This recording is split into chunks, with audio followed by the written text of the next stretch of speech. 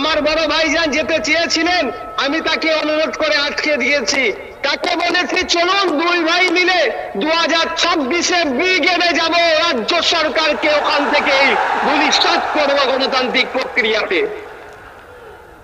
2026-এ আমরা ব্রিগেডে আসছি এবং আমাদের দলের প্রতিষ্ঠাতা প্রাণপুরুষ বীরজাদা আব্বাস সিদ্দিকী ভাইজানকেও আমরা সাথে নিয়ে ব্রিগেডের ময়দানে আসছি।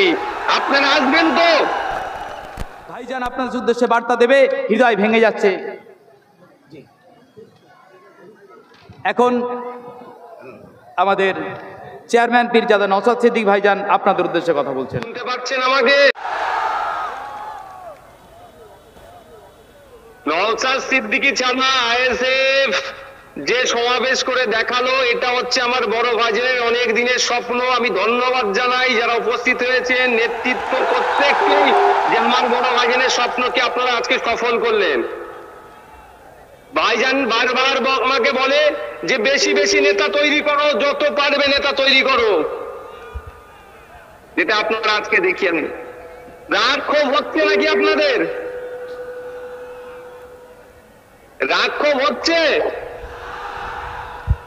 আমারও রাগ ক্ষোভ হচ্ছে, কিন্তু এই রাগ আর ক্ষোভকে সঠিক পথে যদি কাজে লাগাতে আমরা পারি, তাহলে অপদার্থ ব্যর্থ তৃণমূল বিজেপির মিশ্রিত এই রাজ্য সরকারকে আমরা গঙ্গায় ছুঁড়ে ফেলতে পারবো গণতান্ত্রিক প্রক্রিয়াতে। তোমাদেরকে এই রাগ আর ক্ষোভটাকে ঠিক সঠিক জায়গায় সঠিক সময়ে কাজে লাগাতে হবে। তবে আজকে আমি একটা ঘোষণা দিচ্ছি, আমাকে যেহেতু বা আমাদেরকে কোর্ট যে নির্দেশনা দিয়েছে, সেই জন্য তো আমরা যেতে পারছি না। আমার বড় ভাইজান যেতে চেয়েছিলেন, আমি তাকে অনুরোধ করে আটকে দিয়েছি। তাকে বলেছি চলুন দুই ভাই মিলে 2026-এ ব্রিগেডে যাব, রাজ্য সরকারকে ওখান থেকে ভূমিষ্ঠ করব গণতান্ত্রিক প্রক্রিয়াতে। 2026-এ আমরা ব্রিগেডে আসছি এবং আমাদের দলের প্রতিষ্ঠাতা প্রাণপুরুষ বীরজাদা আব্বাস সিদ্দিকী ভাইজানকেও আমরা সাথে নিয়ে ব্রিগেডের ময়দানে আসছি। আপনারা আসবেন তো? আজকে আটকানো হচ্ছে কেন আইএসএফ কে? আইএসএফ এর অপরাধ কি? আইএসএফ এর অপরাধ হচ্ছে দলিত, আদিবাসী, পিছড়ে বর্গের হিন্দু, মুসলমানের হয়ে কথা বলছি আমরা। আমাদের অপরাধ এটাই, জলজমি জঙ্গলের যে স্বাভাবিক অধিকার আদিবাসীদের, সেটা কেড়ে নেওয়া হচ্ছে। দেউচা পচা মিলে আদিবাসীদের অধিকার কেড়ে নেওয়া হচ্ছে। এর বিরুদ্ধে বলার জন্য ওয়াকফ সম্পত্তি কেন্দ্রের বর্বর সরকার কেড়ে নেওয়ার চেষ্টা করছে অ্যামেন্ডমেন্টের নামে, তার বিরোধিতা করার জন্য আমাদের ওপরে এই খাড়া নেমে আসছে। আমাদেরকে আটকানো হচ্ছে কেন? আমরা জাত ধর্ম বর্ণ নির্বিশেষে যে আইএসএফ প্ল্যাটফর্ম তৈরি করেছে, এই ভোটের রাজনীতি যারা করে, যারা ধর্মীয় রাজনীতি করে, তাদেরকে অচিরেই আমরা গণতান্ত্রিক প্রতিষ্ঠার মাধ্যমে তাদেরকে আমরা বিচ্ছিন্ন করব, সেই ভয় আমাদেরকে আটকানোর চেষ্টা করছে। যখন কলকাতা হাইকোর্টে যখন এই বিষয়ে মামলা চলছে, আমার কাছে খবর আসলো ইনডোর নেবেন না আউটডোর নেবেন। আউটডোর নিলে নাকি আপনাদের কজনকে বাইরে থাকতে।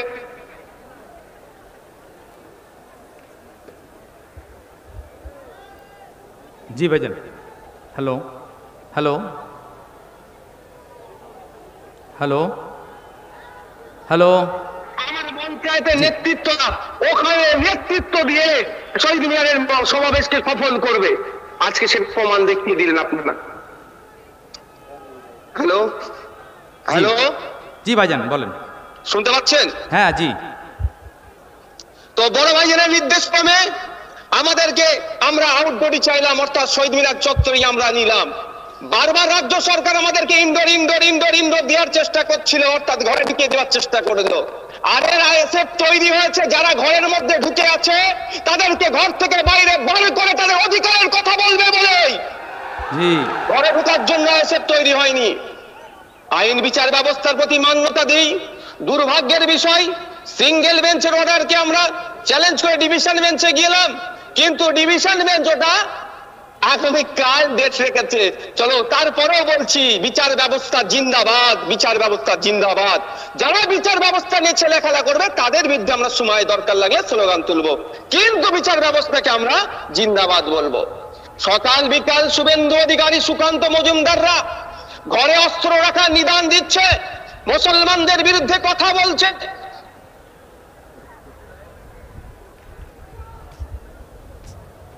রেস্ট্রিকশন হয় না, আর এ সব সময় বিভিন্ন সম্প্রদায়ের মধ্যে ঐক্য করার চেষ্টা করছে, সেতু বন্ধনের চেষ্টা করছে, সাম্প্রদায়িক সম্প্রীতি এগিয়ে নিয়ে যাওয়ার চেষ্টা করছে। যারা সব সময় কমিউনাল হারমোনিকে এগিয়ে নিয়ে যাওয়ার চেষ্টা করছে, তাদেরকে রাজ্য সরকার আটকানোর চেষ্টা করছে। এর জবাব মানুষ দেবে, জনগণ দেবে। জনগণের হাতে আমি ছেড়ে দিলাম।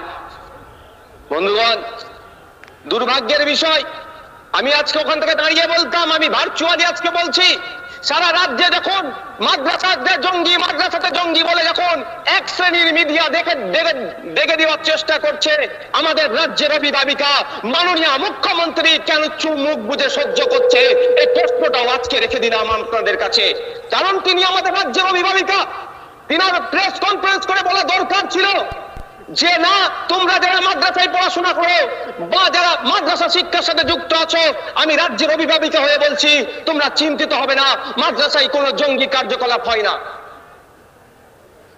কিন্তু দুর্ভাগ্যের বিষয়, এ কোনো বক্তব্য দেখলাম না, বরঞ্চ ক্রমশ মুসলমানদেরকে ভয় দেখানো হচ্ছে। দলিত আদিবাসী নির্বিশেষে সকলের উপর অত্যাচার হচ্ছে। আদিবাসী হওয়ার জন্য, তার ধর্মীয় পরিচয় থাকার জন্য তাদের উপরে অত্যাচার হচ্ছে। কদিন আগে উত্তরপ্রদেশে দলিত শ্রেণী হওয়ার জন্য বাইক ওভারটেক করার জন্য তাকে মারধর করলো। ছত্তিশগড়ে দলিতকে পোস্টে বেঁধে পিটিয়ে মারলো।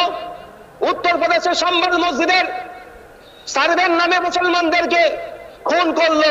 এই নিয়ে রাজ্যের বা কারো কোনো কথা দেখতে পেলাম না। দুর্ভাগ্যের বিষয়, কেন্দ্র সরকার রাজ্য সরকার অর্থনৈতিক ভাবে তারা বেসামাল হয়ে উঠছে। দুটো দলই এখন ধর্মীয় রাজনীতি করার চেষ্টা করছে। কেন্দ্র সরকার বলেছিল বছর 2 কোটি চাকরি দেব, চাকরি দেওয়া তো দূরের কথা, বরঞ্চ চাকরি থেকে ছাঁটাই হচ্ছে। যখন এই প্রশ্ন করছেন, তখন নাকি খাজা হুজুরের মাজারের নিচে মন্দির দেখতে পাচ্ছে না। এই অপদার্থগুলোকে প্রশ্ন করতে হবে, এই অপদার্থগুলোকে জিজ্ঞাসা করতে হবে, খোদার সূচকে ভারতবর্ষ কেন 105 নম্বরে আছে, এর জবাবটা আগে দাও। আপনি ক্ষমতায় আসার আগে বলেছিলেন যে 1 টাকা সমান $1 হবে, আর ভারতবর্ষের সব থেকে টাকার দাম এখন আরো মান কমে যাচ্ছে। এখন 86.5 টাকা দিলে $1 পাচ্ছি আমরা। যখন আপনি ক্ষমতায় এসেছিলেন 2014-তে 60-62 টাকা দিলে $1 পাওয়া যেত। এইগুলো যখন ব্যর্থ হচ্ছে, তখন হিন্দু মুসলমানের রাজনীতি করছে। আর আমাদের রাজ্য সরকার যেটা চলছে, ও তো এক কদম আরো এগিয়ে গিয়ে আরো ভিতরে ভিতরে সুপ্তভাবে ধর্মীয় জিগির ধুলে পশ্চিমবাংলার মানুষের মধ্যে ধর্মীয় বিভাজন তুলে ক্ষমতায় থাকার চেষ্টা করছে। কদিন আগে আপনারা দেখলেন সাজ্জাক আলম নামে একজন, আমি ধরে নিলাম অপরাধী, কিন্তু তাকে তো ইনকাউন্টার করা বিচারে বহির্ভূত ভাই। তাকে ইনকাউন্টার করে কাকে খুশি করলো? বিজেপিকে খুশি করছে। এখনো সময় এসেছে, বাড়ির মধ্যে ঢুকে থাকলে হবে না, বাড়িয়ে আসতে হবে, মানুষের জন্য কথা বলতে হবে, জাত ধর্ম বর্ণ নির্বিশেষে মানুষের অধিকারের জন্য আওয়াজ তুলতে হবে। আর নওশাদ সিদ্দিকী আর বিশ্বজিৎ মাইতিরা একবার কেন 100 বার জেলে যেতে প্রস্তুত আছে। দলিত আদিবাসী নির্বিশেষে পিছড়ে বর্গের মানুষ সহ মুসলমানদের অধিকার, উচ্চ বর্ণের অধিকারও যে অধিকার ক্ষুণ্ণ হবে, যে তাদের অধিকার কেড়ে নেওয়া হবে, যারা ক্ষতিগ্রস্ত হচ্ছে তাদের পাশে দাঁড়িয়ে আওয়াজ তুলবে। এই আওয়াজ তোলার জন্য একবার কেন 100 বার জেলে যেতে প্রস্তুত আছি আমরা। বন্ধুগণ, আমি আর বক্তব্য দীর্ঘায়িত করব না। আমি আপনাদেরকে বলবো, আমার বোন, আমার বাড়ির মেয়ে তিলোত্তমার কথা ভুললে হবে না। আজকে তিলোত্তমা যে সঞ্জয় রায়কে দোষী করছে, আমি আশা করব তিলোত্তমার পরিবারের সাথে আমরা সকলে আছি তো নাকি ভাই? কারা কারা আছে হাত তুলুন। তিলোত্তমার পরিবারের সাথে কারা কারা আছে হাত তুলুন। তিলোত্তমার পরিবারের সাথে আমরা সকলে থাকবো, এবং তিলোত্তমার পরিবার যতক্ষণ না ন্যায় পাচ্ছে, আমরা তিলোত্তমার পরিবারের সাথে লড়ে যাব। আজকে বিচার ব্যবস্থা এভিডেন্সের উপরে চলে। যাদের এভিডেন্স কালেক্ট করে প্রোভাইড করার দরকার, সেই অপদার্থ ব্যর্থ সিবিআই তৃণমূলের সাথে বিজেপির যোগসাযোগে আমার তিলোত্তমা বোনের যারা যারা দোষী অনেককে লুকিয়ে দিয়েছে, এটাকে আমরা ছাড়বো না। গণতান্ত্রিক প্রক্রিয়াতে আমরা জবাব দেব। বন্ধুগণ, আজকে আমরা ওয়াকাফ নিয়ে হচ্ছে, আমি একটা প্রশ্ন তুলে ওয়াকাফে ছেড়ে দেবো। ওয়াকাফ বোর্ডকে আমরা আরটিআই করে জানতে চেয়েছিলাম, তা উত্তরও দিয়েছে। 1 বছরের ওয়াকাফ বোর্ডের ইনকাম কত? সেখানে দেখতে পাচ্ছি 1 কোটি টাকার নিচে। আর অপরদিকে আমরা কি দেখছি, রাজ্য সরকার বলছেন ইমাম ভাতা নাকি ওয়াকফ বোর্ডের মাধ্যমে দেওয়া হয়। প্রায় 43,000 ইমাম মুয়াজ্জিনকে ভাতা দেওয়া হয়, প্রায় 150 কোটি টাকা এক বছরে ভাতা দেওয়া হয়। আর ইনকাম বলছে 1 কোটি টাকা। তাহলে আপনারা বলুন, তাহলে বাকি 149 কোটি টাকা কোথা থেকে আসলো, এটাও আমাদের জানতে হবে। আমি সকলকে সংগ্রামী অভিনন্দন জানাচ্ছি। প্রশাসনের কর্তাদের বলবো, আপনারা দায়িত্বশীলতার পরিচয় দেবেন, এই বলে আমি আমার বক্তব্য